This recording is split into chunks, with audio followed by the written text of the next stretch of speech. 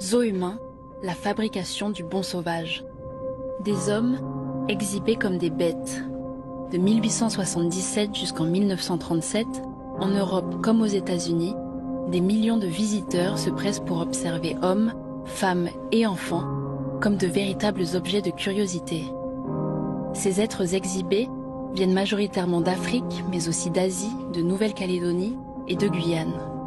Les zoos humains ont contribué à asseoir la culture de domination occidentale, comme l'explique Pascal Blanchard, historien au CNRS et spécialiste des colonies françaises. Quand vous alliez visiter le zoo humain, d'un seul coup, vous croyez que le sauvage existe. Toute cette mise en scène vous faisait croire à cette hiérarchie des races.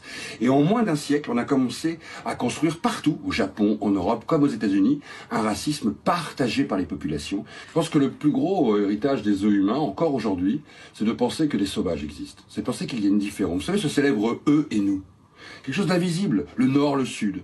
Quelque chose qui est impossible à écrire sur une feuille de papier, et pourtant on le sait tous qu'il y a ce regard, quelque part encore un peu supérieur de certains, d'autres qui se sentent infériorisés par ce regard, d'autres qui quelque part ont le sentiment que les stéréotypes conduisent encore aux discriminations, un peu comme à travers cette barrière invisible qu'avaient été les zoos humains, qui continuent à fonctionner dans la société. D'une certaine manière, l'héritage des zoos humains n'a pas été décolonisé.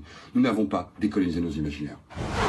Les zoos humains ont façonné les imaginaires et légitimé un racisme populaire.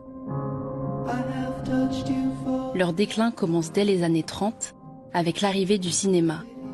Au total, près de 35 000 êtres humains ont été exhibés.